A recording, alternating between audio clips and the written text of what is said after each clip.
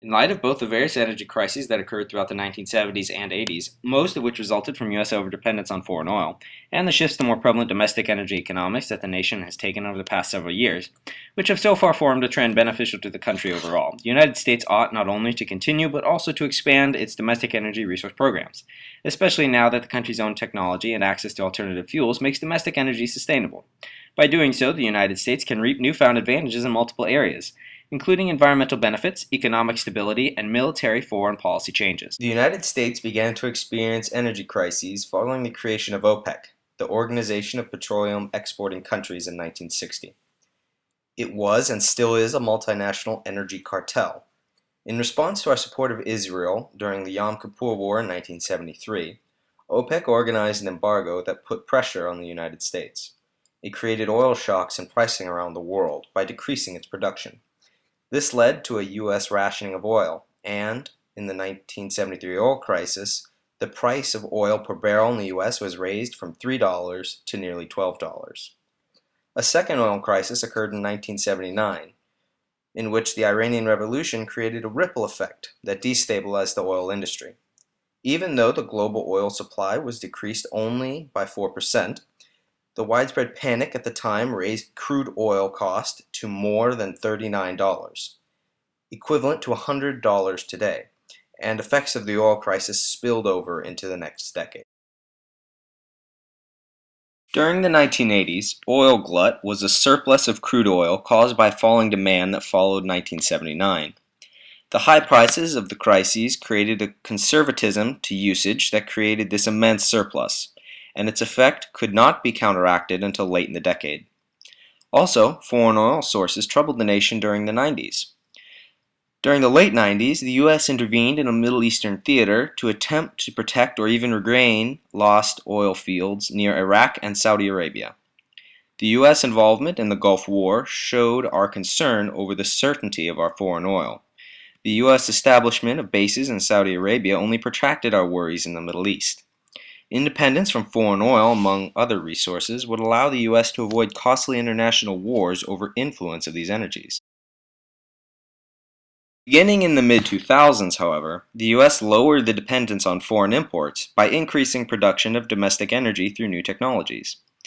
Advancements in the industry allowed for more drilling. In 2011, the country imported just 45% of the liquid fuels it used, down from a record high of 60% in 2005. On top of this, the USA utilized practices such as fracking, which not only allowed them to gain more resources domestically, but introduced a great influx of natural gas within the United States, shifting the focus away from oil so that it would not be a sole resource that could possibly be used up. Fracking focuses on breaking shale rock on the crust to allow natural gas and oil to flow freely and then be collected. By pumping large amounts of water into the rock, this is done and is much more efficient than conventional mining methods. This shift begs the question of how the nation benefits and why we ought to continue and expand domestic energy. First and most obviously, the United States is boosted economically. America regains much more control over the market, stabilizing things like gas prices, and it gains flexibility in national security policies. The country has also seen a rapid environmental change to cope with the loss of imported fuels. By continually moving away from foreign dependence, the United States has been forced to find alternative methods of energy, pressing for innovations that otherwise wouldn't have happened due to the complacency of having an immediate source of energy from imports. As such, moving towards domestic energy accounts for the long term.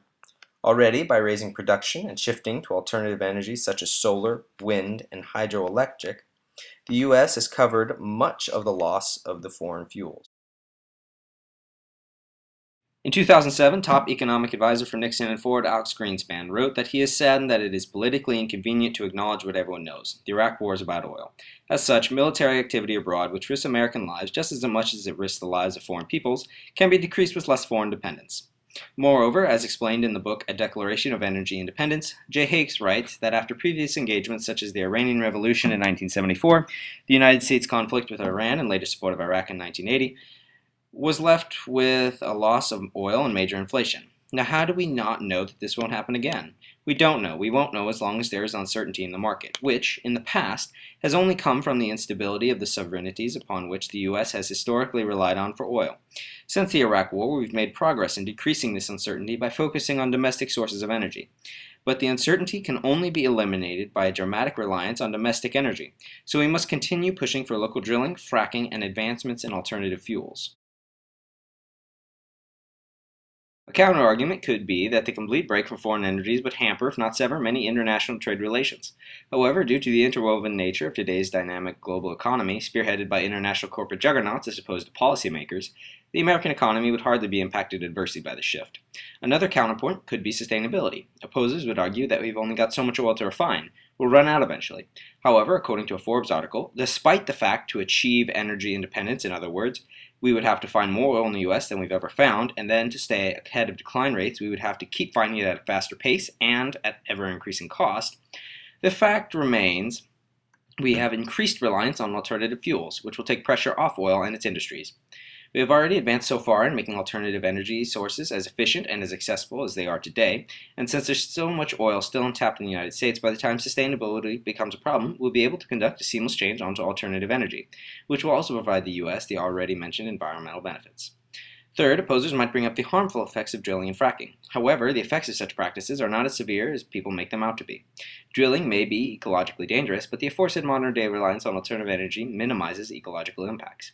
Also, domestic drilling, that means an elimination of devastating oil spills that can only occur via importation. Fracking, on the other hand, is only dangerous should a facility be close enough for natural gas to leak into residential water supplies. As long as it's conducted responsibly, which most of today's laws already mandate, fracking remains completely safe. Because this is America.